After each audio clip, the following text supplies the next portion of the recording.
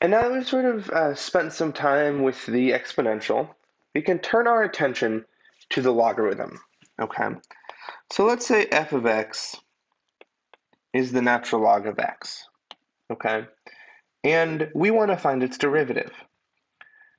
Now, there's a couple of different ways to sort of go about this, um, but here's how I want to think about it. Right, this is true precisely when, right, x is equal to e to the f of x, right? And so what that means is now with this, which is, just as true as that, right? They mean the same thing. We can take the derivative of both sides, right?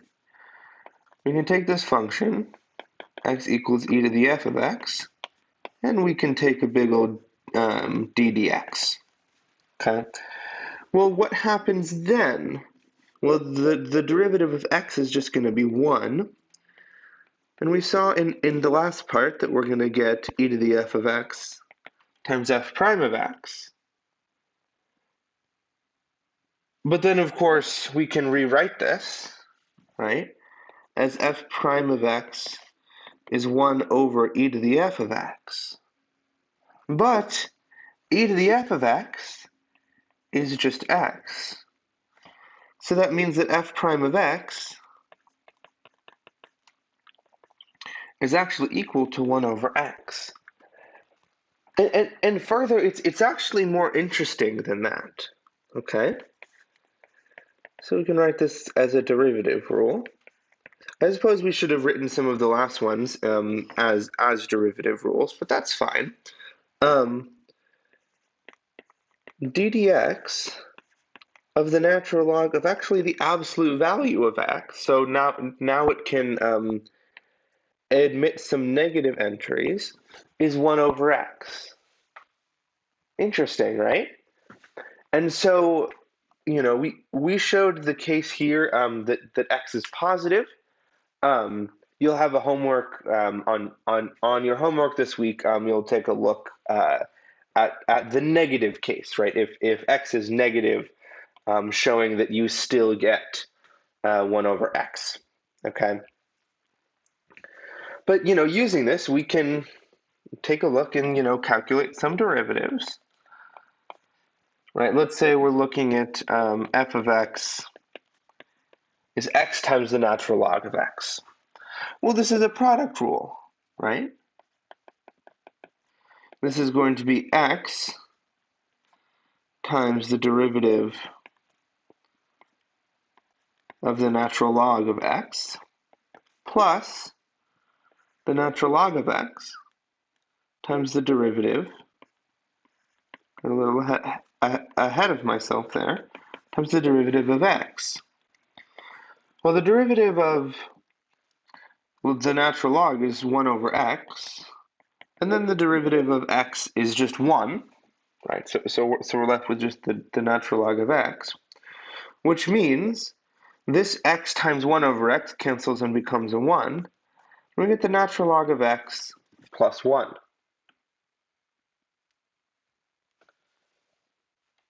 You can also, take a look at something that requires the quotient rule, right? Say g of x is equal to the natural log of x over x. G prime of x, we're going to do low d high minus high d low all over low low, right? But then from here, what do we see? Well, x times the natural log times the derivative of the natural log of x is going to be x times 1 over x minus the natural log of x, because that derivative of x cancels. Once again, x times 1 over x is just 1, so we get 1 minus the natural log of x over x squared.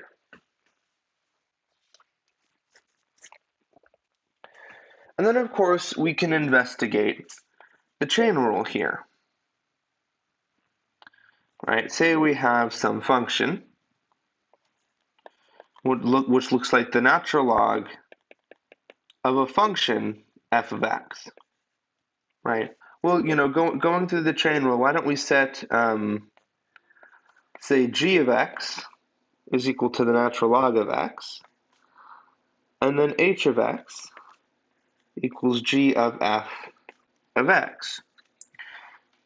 But then, as we know, h prime of x is g prime of f of x times f prime of x, which in this case, g prime of f of x is 1 over f of x times f prime of x, and then this guy comes over here, right? So that means that here we're going to get f prime of x over f of x, right? Where we have to remember, right, that f of x has to be positive, right? If f of x is negative, unless we're taking the absolute value of it, of course, but if f of x is negative, then we can't feed it into our natural logarithm or any logarithm, because then it would be outside of our domain. Let's take a look at an example of this, right? So let's say we're looking at something like f of x is the natural log of x squared plus 1. Well, this function is always going to be positive, right? X squared is always greater than or equal to 0, and then when we add 1, we're going to be totally in the clear. But then, how would we take this thing's derivative? Well, using the previous rule, we're going to get a fraction with x squared plus 1, or the input on the bottom, and then the derivative of that same expression on the top. So it becomes just 2x over x squared plus 1. Not too bad, right?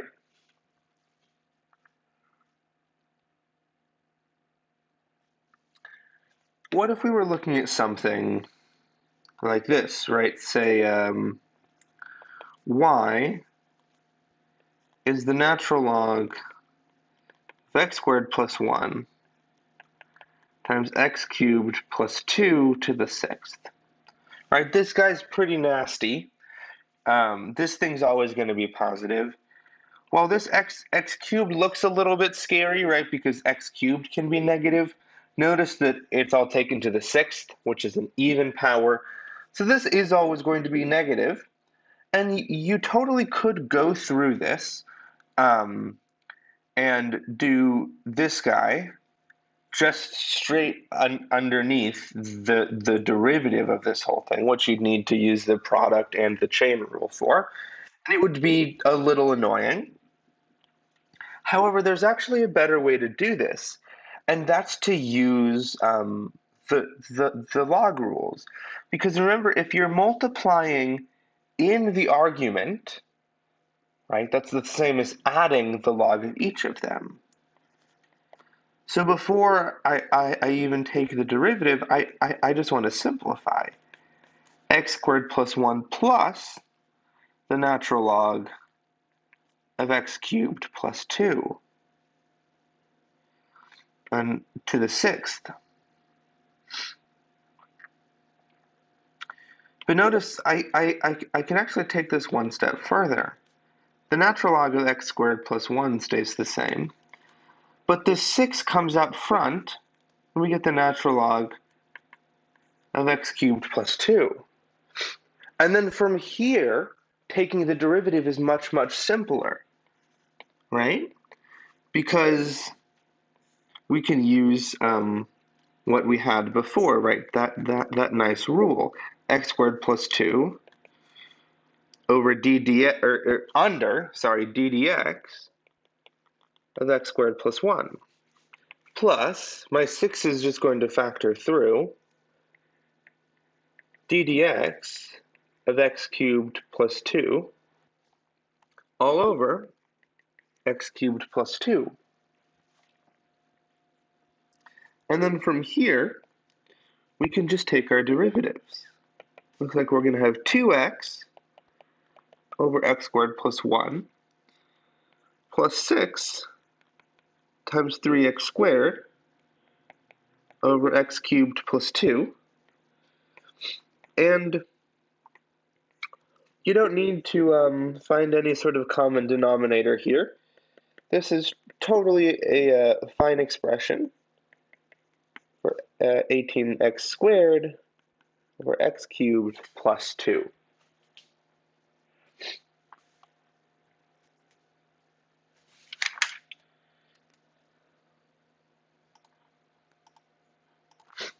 Here's one that's kind of similar, using these sort of log rules. Let's say g of t is the natural log of t squared e to the minus t. Again, you could totally just take the derivative of this, get d dt of this guy over that same thing, or we can split these up just sort of a bit at a time.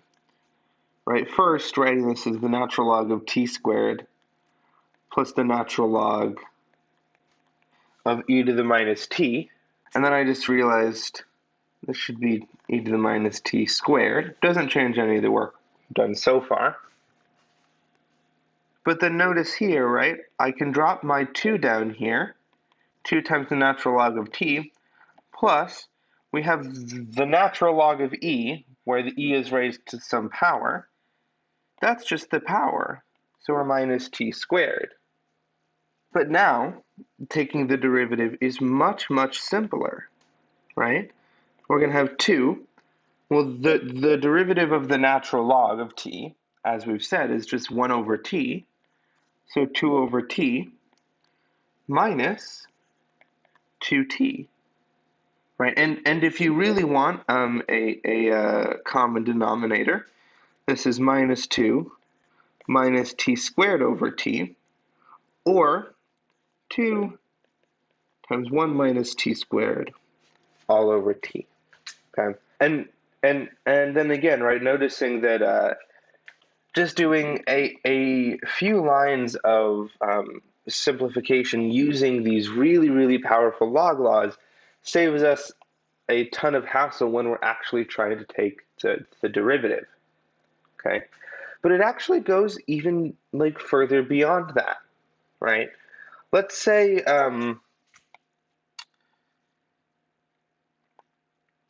we have some function like y is x times x plus 1 times x squared plus 1.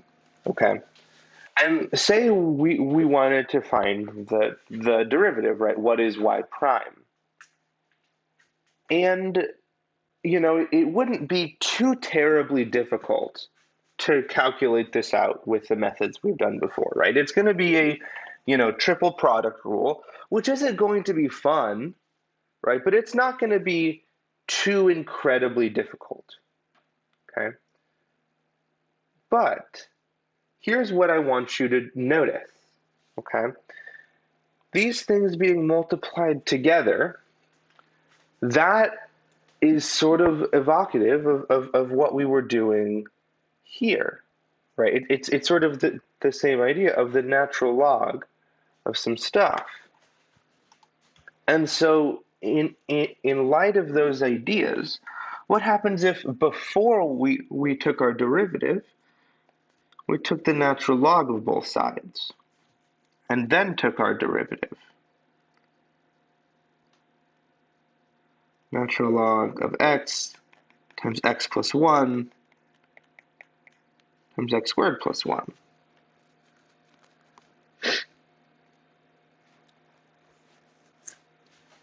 And then from here, right, we can split this up, the natural log of x plus the natural log of x plus 1 plus the natural log of x squared plus 1. And then what if we take the whole derivative now, right? We'll start with just the right side.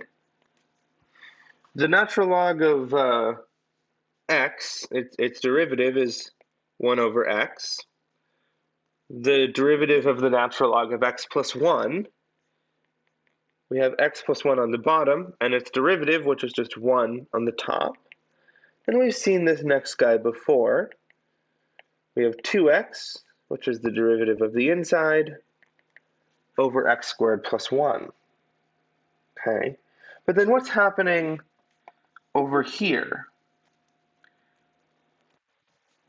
Well, over here, if we use our rules of implicit differentiation, right? Remember, first we differentiate as though y were our variable, and then we multiply by y prime. Well, so that's going to be 1 over y times y prime, so y prime over y. But we're trying to solve for y prime, right? So what if we move this y over here?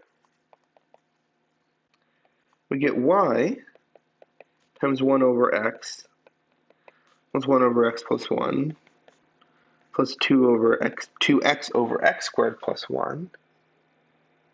But we know exactly what y is, right?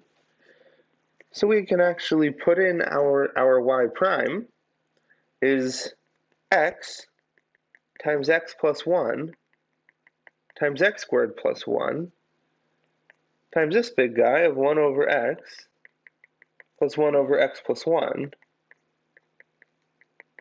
plus 2x over x squared plus 1. And now suddenly what would have required a, triple product rule in order to actually solve, we took a logarithm, messed around with it a little bit, took our derivative, and then in a sense sort of undid the messing around we did. And we got a really compact expression for this derivative, right? Remember that if you'd done the proper product rule, you'd have to do all sorts of simplification. But here like this, we spit out the answer almost right away. All right, why don't we do one more of these? Because I know it's a little bit weird. Let's try y is x squared times x minus 1 times x squared plus 4 cubed.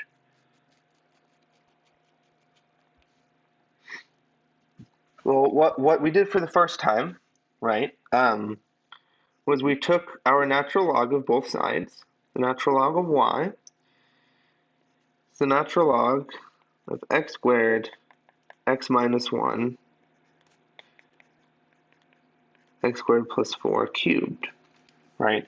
And we broke this up first, the natural log of x squared plus the natural log of x minus 1 plus the natural log of x squared plus 4 cubed.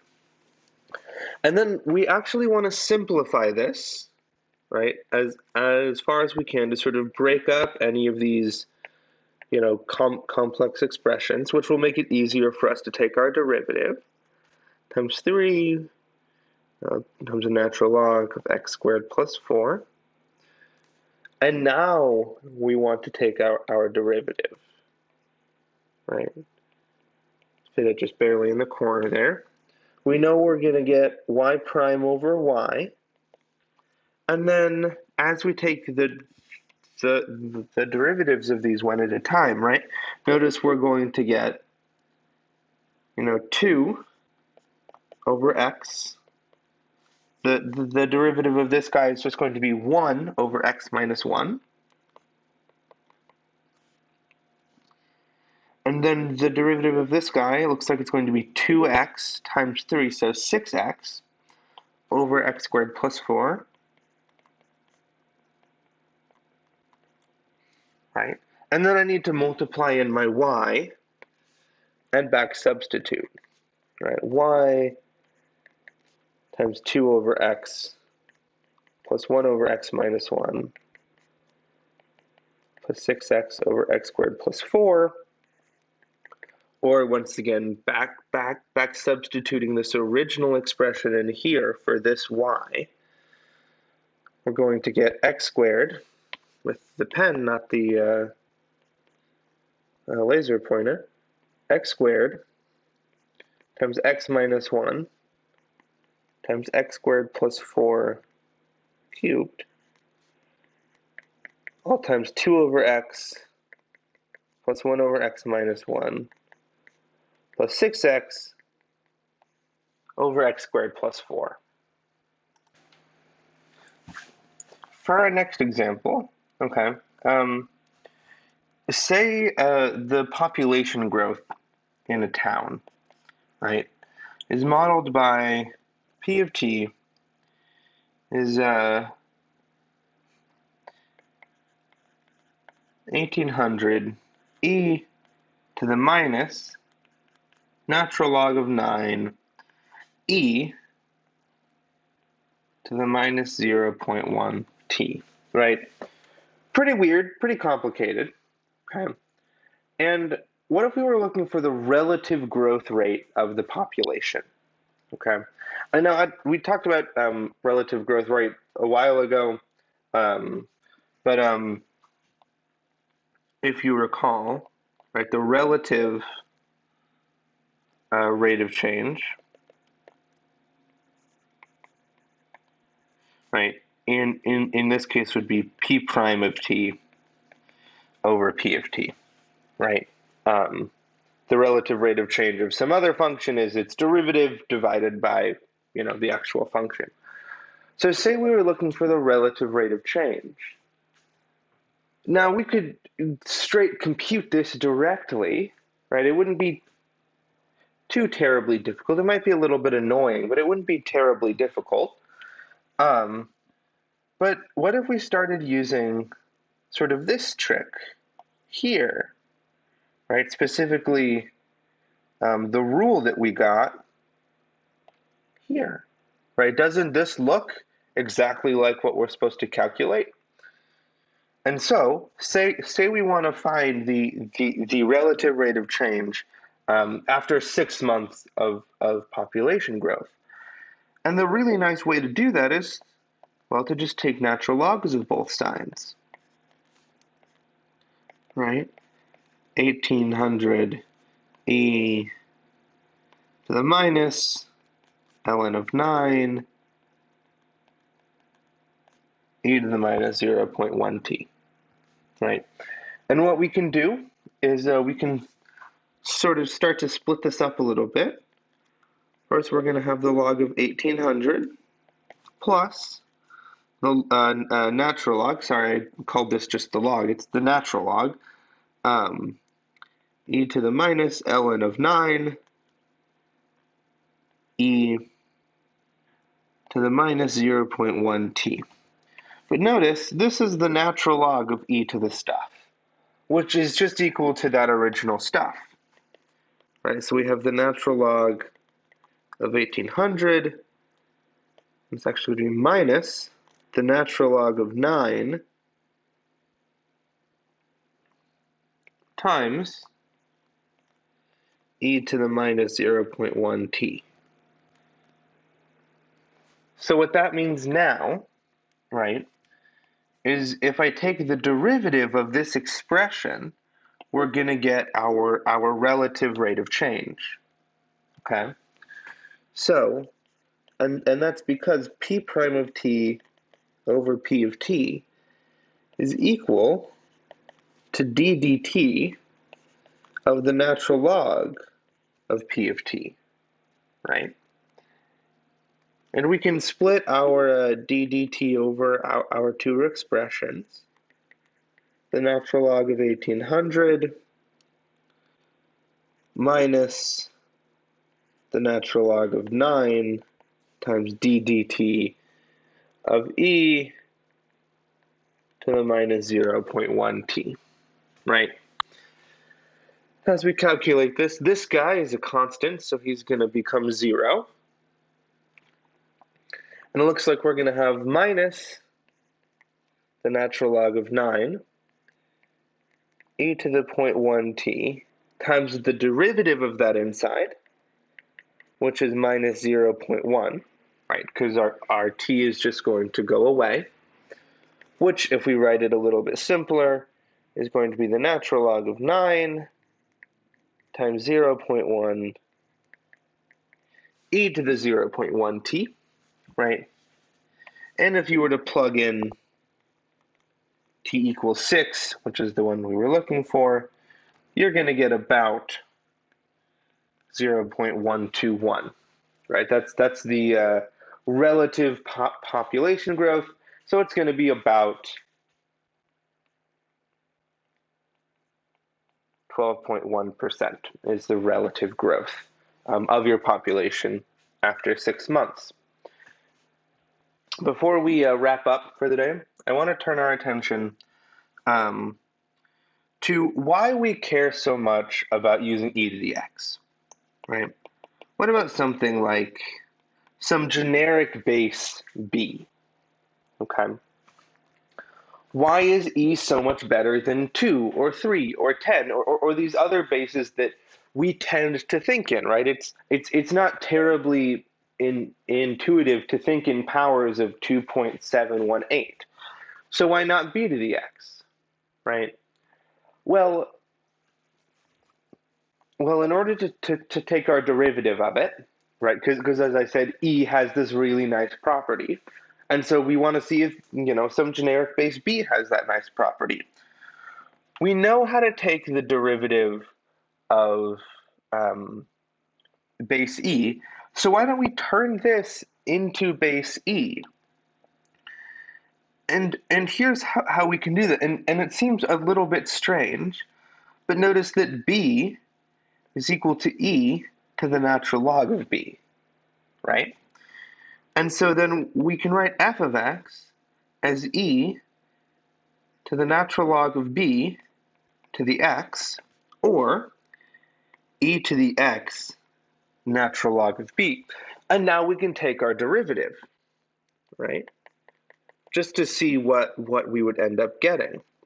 Well, it's going to be e to the x natural log of b times the derivative of x natural log of b. Well, the x is just going to go away, and we're left with our constant, right? Which is the natural log of b times e to the x natural log of b. But as we saw, e to the x natural log of b is just b to the x. So we're left with the natural log of b times b to the x, right? That's how ingrained the number e is to calculus, right? The moment we try to switch to some other base, we get the natural log popping up. In this case, right, the derivative of our function is proportional to the function itself, which is great, but the proportionality constant is the natural log of whatever your base is. And so one of the reasons that we choose e, like the reason it's so useful, is that this constant out front is just 1. And we get that the function e to the x is its own derivative, okay? And that's actually all for today. Come back Thursday, where we're going to be talking about applying all of this to various models out in the real world. So I'll see you then.